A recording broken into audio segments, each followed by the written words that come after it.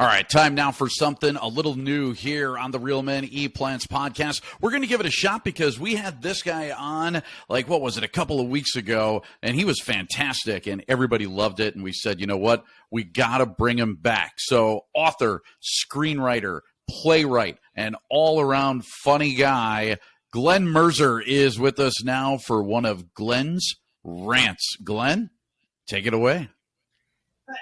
Thanks, Rich. You know, the big news this week is suspicion that the romaine lettuce in Wendy's restaurants in Michigan, Ohio, and Pennsylvania may be contaminated with E. coli.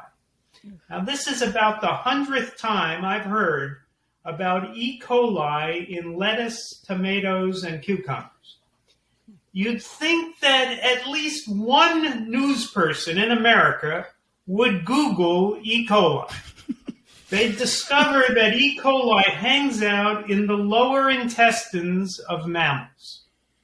So next time you get a head of lettuce or a tomato or a cucumber, I want you to examine it closely and look for its lower intestine. Believe it or not, you're not going to find one. So how did E. coli get in lettuce or tomatoes or cucumbers? In every case, every single case, these innocent vegetables are grown downstream of a pig farm or a cattle ranch, and their manure has tainted the water. The problem is always animal agriculture. Now, animal agriculture is responsible for greenhouse gases in the atmosphere. It's destroying our rivers and oceans. It's causing water shortages.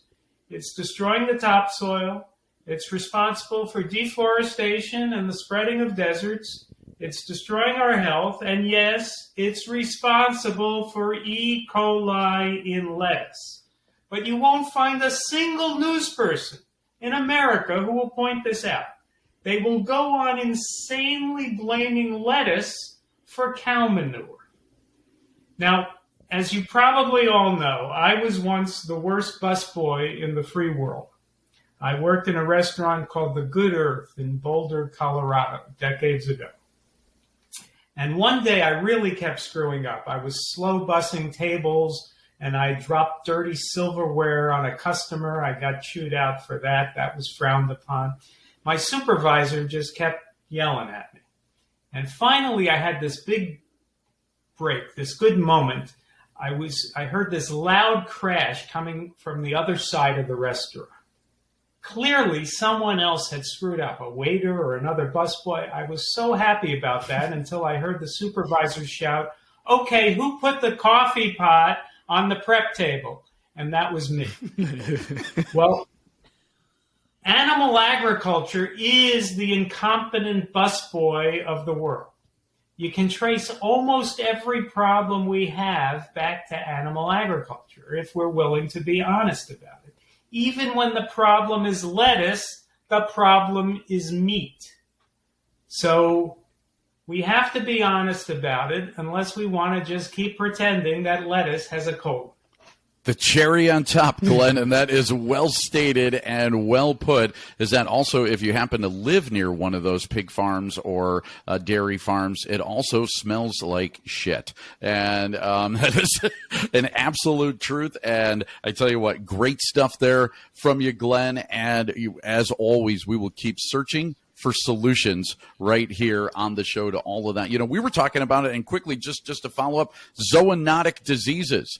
And it's always funny to me how they're going to try to come up with a vaccine for it, or they're going to try to come up with a pill for it, and they're going to try. How about not eating the animals or slaughtering animals? Or why don't we leave the animals where they belong out in nature, and then maybe those zoonotic diseases won't follow us, you know, just maybe putting two and two together like that. And in the meantime, Glenn, I'll let some of my reporter friends know.